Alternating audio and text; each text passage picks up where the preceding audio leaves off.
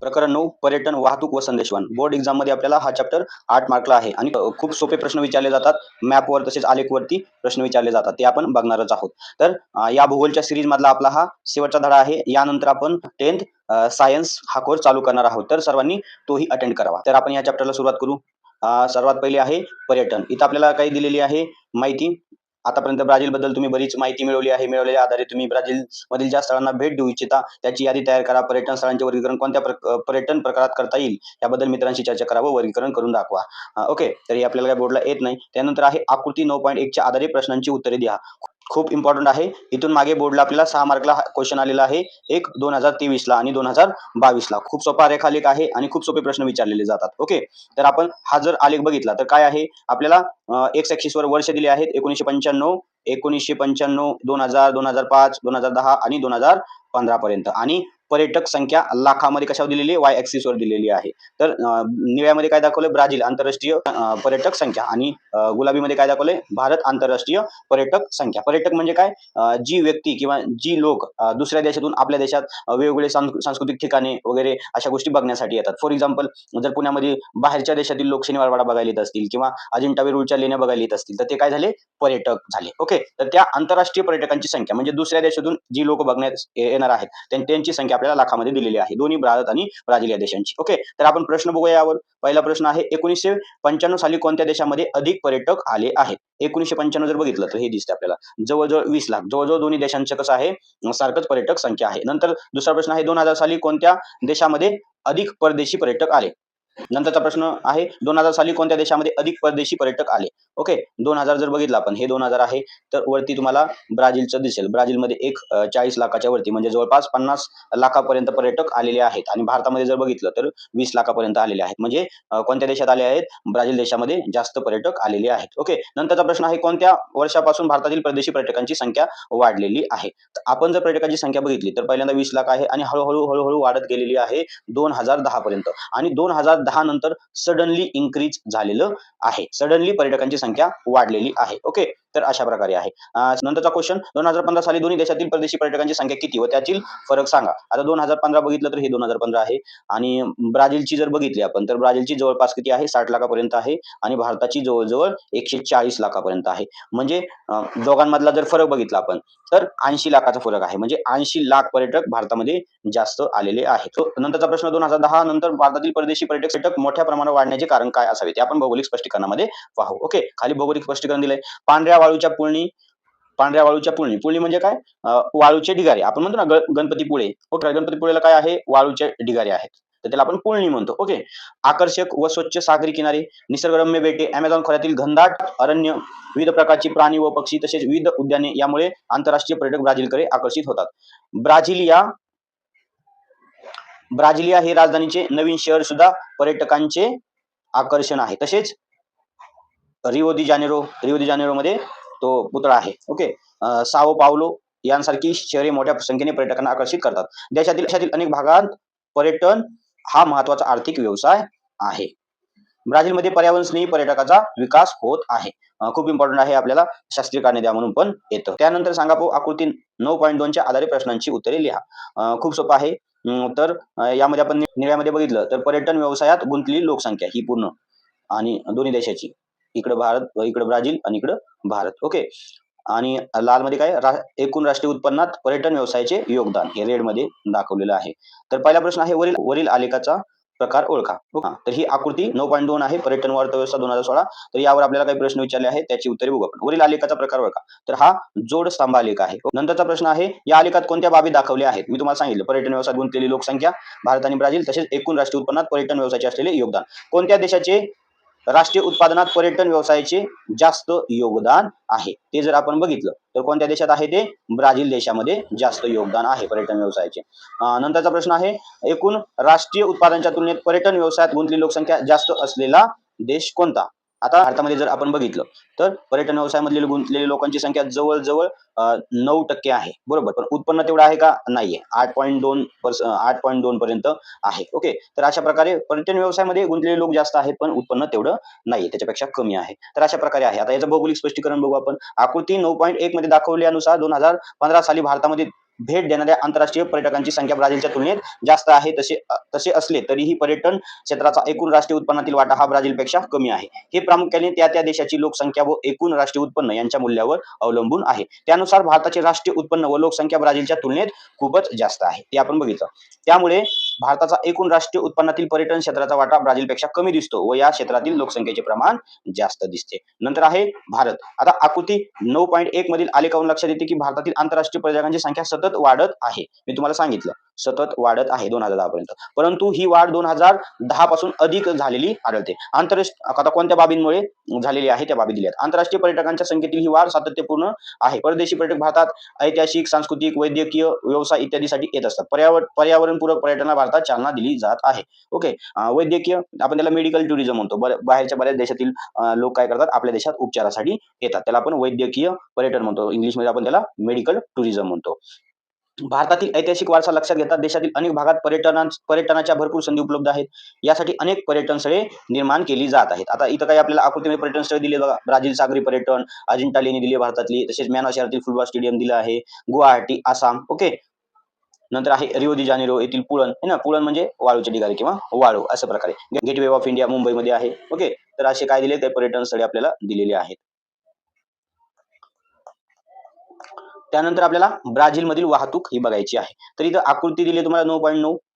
त्या 9.9 आकृतीमध्ये काय दिले, ब्राझील प्रमुख वाहतूक. तर ब्राझीलमधली जी वाहतूक आहे ती कोणत्या कोणत्या मार्गाने केली जाते. प्रमुख रस्ते, इतर रस्ते, लोहमार्ग, इथं राजधानी दिली आहे. राजधानी अशा बिंदू दाखवली आपल्याला ब्राझिलिया. नंतर आहे पर्यटन ठिकाणे आणि विमानतळ आणि बंदर. ओके. इथं रिओ दी गांड्रे काय आहे, बंदर आहे. तसेच हे विमान दिसते म्हणजे विमानतळ आहे. तसेच इथं पोर्टे अल्गर आहे. तर अशा प्रकारे दिलेलं आहे. तर याच्यामध्ये बघा प्रमुख रस्ते हे प्रमुख रस्ते आहेत, दिसते तुम्हाला. अशा प्रकारे प्रमुख रस्ते आहेत आणि बाकीचे इतर रस्ते दिलेले आहेत अशा प्रकारे. तसेच हे जिथं जिथं असा बाण दाखवलाय ते काय आहे, बंदर आहे. बंदर म्हणजे आपण त्याला इंग्लिशमध्ये पोर्ट म्हणतो, की तिथं जहाजं थांबतात. ओके. बंदर म्हणजे माकडं नाहीये. बंदर म्हणजे जिथं जहाजं आहेत, ती जहाजं थांबतात. तर अशा प्रकारे हा नकाशा दिलेला आहे. आता नकाशाचं एक्सप्लेनेशन बघूया आपण.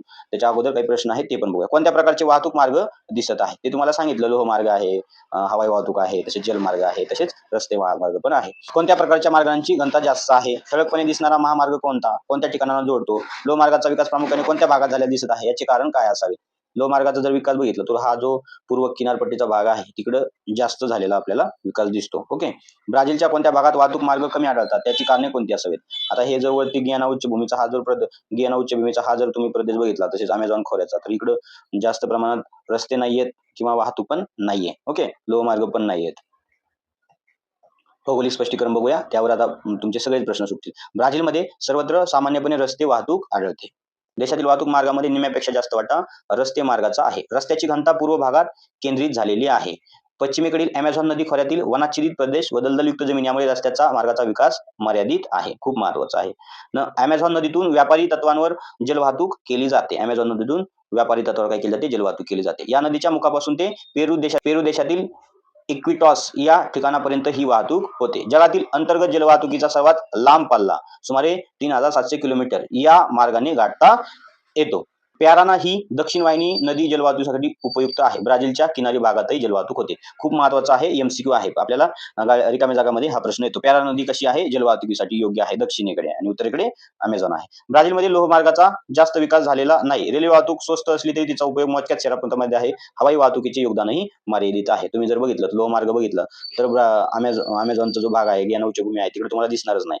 तर अशा प्रकारे. त्यानंतर भारतातील वाहतूक दिलेली आहे. खूप महत्वाचं आहे. आपल्याला इथं नकाशा दिलेला आहे आकृती 9.10 मध्ये. त्याचं शीर्षक उपशीर्षक भारत राष्ट्रीय महामार्ग व प्रमुख बंदरे. खूप महत्वाचा आहे. 4 मार्कला किंवा 6 मार्कला हा प्रश्न तुम्हाला येतो. इथून मागं पण खूप वेळा हा प्रश्न आलेला आहे आणि नकाशावरचे जे प्रश्न विचारले जातात आपल्याला 4 आणि 6 मार्काला, तर तिथं हा खूप वेळा नकाशा आलेला आहे. तर तुम्ही काळजीपूर्वक बघा आणि याची प्रश्नांची उत्तरं द्या. तसेच आपण भौगोलिक स्पष्टीकरण पण बघणार आहोत. तर पूर्ण ठळक गुलाबीमध्ये काय बघितलंय, उत्तर दक्षिण महामार्ग हे दिसतंय तुम्हाला. श्रीनगर पासून चालू झालाय उत्तर दक्षिण, तो खालपर्यंत कुठपर्यंत आहे, कन्याकुमारी पर्यंत आहे उत्तर दक्षिण जो महामार्ग आहे तो. तसेच पूर्व पश्चिम महामार्ग तुम्हाला दिसेल. हे दिसतंय पोरबंदर पासून चालू झालाय अशा प्रकारे आहे पूर्व पश्चिम तर सिलचर पर्यंत. ओके. नंतर दिले सुवर्ण चतुष्कोन.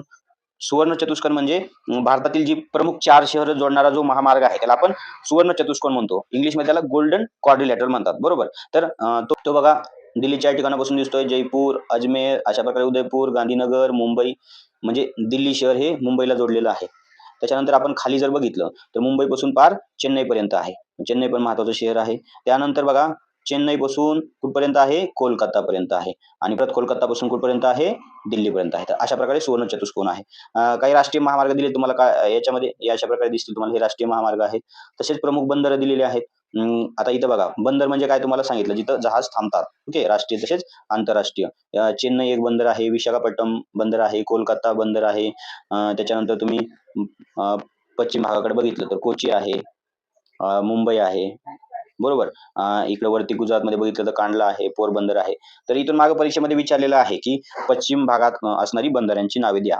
तर असा नकाशा देतात आपल्याला आणि त्याच्यावर प्रश्न विचारतात. त्यावेळेस उत्तर देता आलं पाहिजे. खूप प्रश्न बघूया. आकृती 9.10 आणि 9.11च्या आधारे खाली प्रश्नांची उत्तरे. वाहतूक सेवांचे कोणकोणते प्रकार नकाशामध्ये दिसत आहेत ते सांगितलं तुम्हाला मी. कोणत्या भागात रस्त्यांची मार्गांची घनता जास्त आहे? उत्तरेकडे. उत्तर मैदानी प्रदेशामध्ये जास्त घनता आहे. कोणत्या भागात लोहमार्गाचे दाट जाळे आढळते? महत्वाची 5 बंदरे व 5 विमानतळाची नावे द्या. आता नकाशा बघितला तर तुम्हाला दिसेल इथं. ओके. मी तर सांगितलेलं पण आहे तुम्हाला.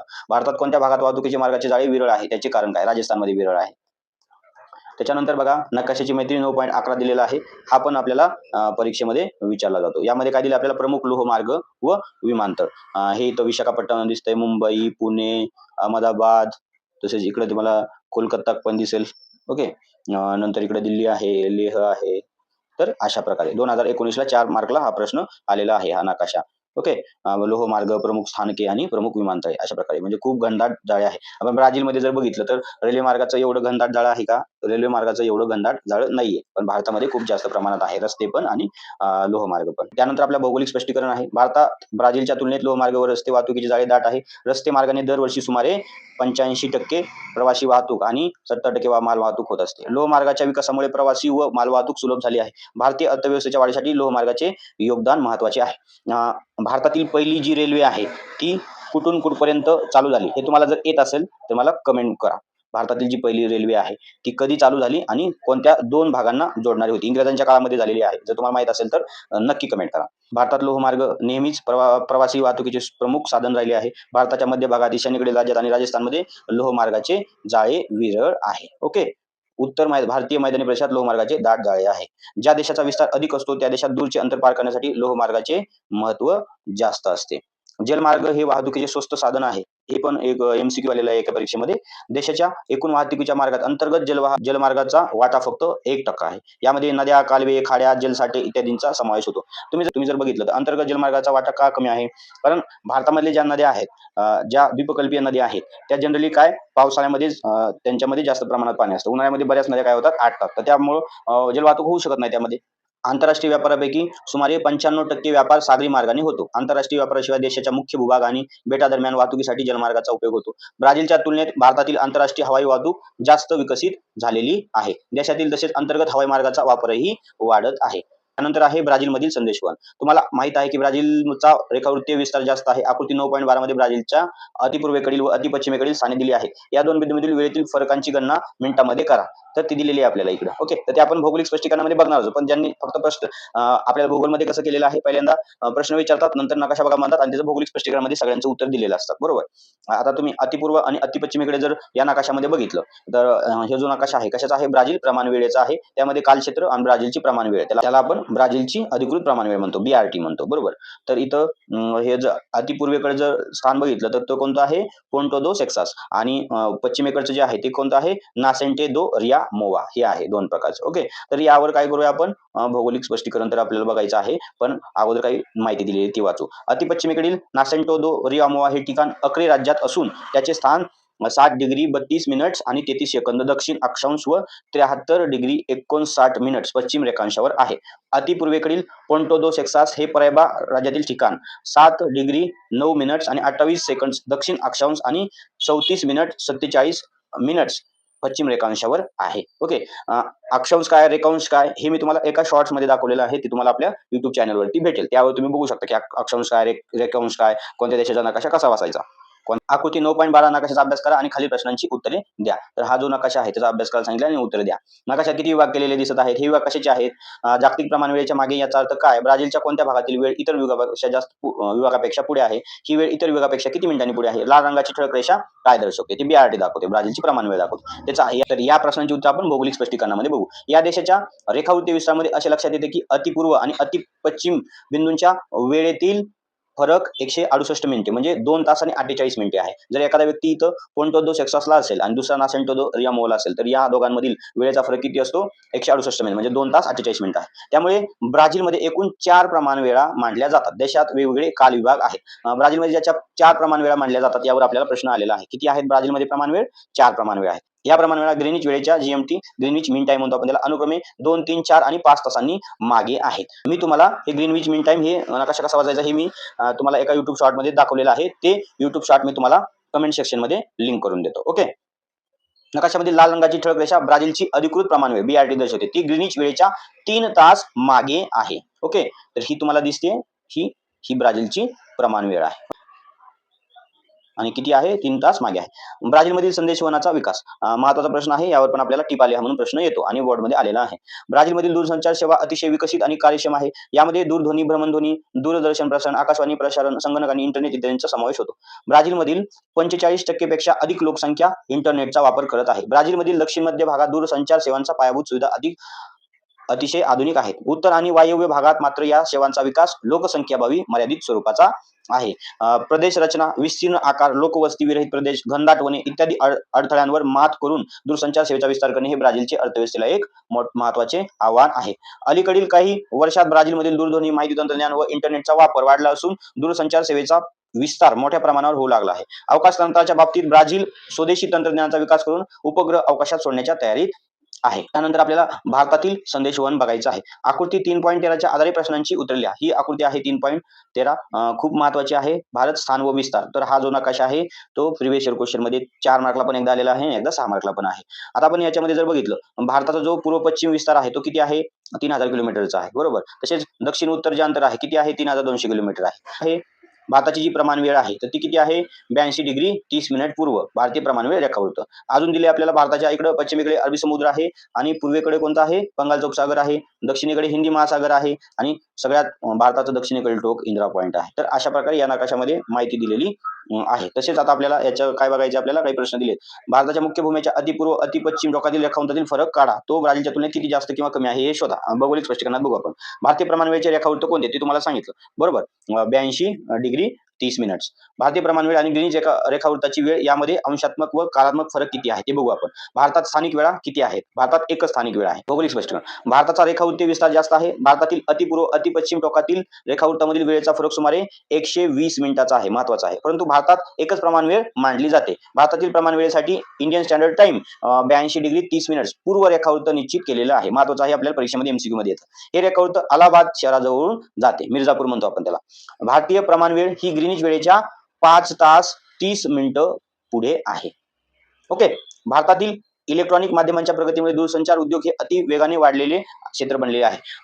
माहिती तंत्रज्ञान, संदेशवहनाच्या युगात संगणक, भ्रमणध्वनी म्हणजे काय? Mobile phones. ओके. त्याला आपण भ्रमणध्वनी म्हणतो. इंटरनेट अशा डिजिटल साधनांचा वाढत्या प्रभावामुळे हे क्षेत्र अधिक वेगाने विस्तारत आहे. भारत हा सर्वाधिक स्मार्टफोन, खूप महत्वाचा आहे. भारत हा सर्वाधिक स्मार्टफोन आणि इंटरनेट वापरण्याचा देश बनला आहे. स्वदेशी तंत्रज्ञानाच्या आधारे तयार केलेले उपग्रह प्रक्षेपक तंत्र यांच्या वापरामुळे या देशात भारताचा भविष्यकाळ उज्ज्वल झालेला आहे. उपग्रह प्रक्षेपक हे आपण स्पेस मिशन्स आपला जो चॅप्टर आहे त्या चॅप्टर मध्ये आपण बघणार आहोत विज्ञानचा. ओके. आता हा कोर्स आज पूर्ण कंप्लीट होईल, यानंतर आपल्याला विज्ञानचा कोर्स चालू करायचा आहे. तर अशा प्रकारे हा जो चॅप्टर आहे छोटा आहे, खूप सोपा आहे आणि यात तुम्ही जर अभ्यास चांगला केला तर तुम्हाला पैकीच्या पैकी 8 मार्क पैकी 8 मार्क पडू शकतात. काही अवघड नाही, डिफिकल्ट नाही. यानंतर स्वाध्यायावर बोर्डमध्ये काही प्रश्न आलेले आहेत ते बघू आपण. यामध्ये बघा भौगोलिक कारणे लिहा.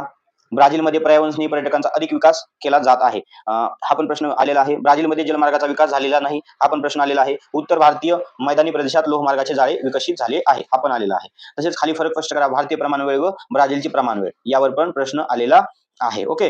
तर अशा प्रकारे हा जो चॅप्टर आहे तो आज आपण संपवलेला आहे. खूप सोपा चॅप्टर आहे आणि चांगला अभ्यास केला. प्रत्येक नकाशा तुम्ही केला तुम्हाला पैकीच्या पैकी मार्क पडणार आहे.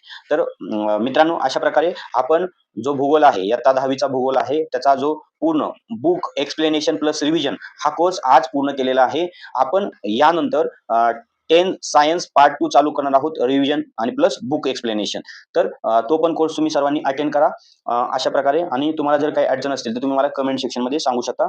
तर मी तुमचे ते ॲन्सर तुम्हाला व्हिडिओद्वारे किंवा ॲन्सर मी काय करेल एक व्हिडिओ बनवून त्यावर डाउट सेशन म्हणून बनवीन आणि तुम्हाला सांगेन. ओके. तर हा जो कोर्स आहे तुम्हाला कसा वाटला नक्की कळवा आणि हा कोर्स ग्रामीण भागातील जास्तीत जास्त विद्यार्थ्यांपर्यंत पोहोचवा. यानंतर आपण सायन्सच्या कोर्समध्ये भेटणारच आहोत. तुम्हाला अजून भूगोलमध्ये कोणकोणत्या अडचणी येतात हे पण मला कमेंट सेक्शनमध्ये नक्की कळवा. मी त्या पण तुमच्या सोडवण्याचा प्रयत्न करीन. ओके. तर अशा प्रकारे आज आपला भूगोलचा जो बुक एक्सप्लेनेशन प्लस रिव्हिजन हा कोर्स आहे तो कंप्लीट झालेला आहे. तर भेटूया नवीन कोर्स 10 सायन्स पार्ट 2 मध्ये. तोपर्यंत जय हिंद.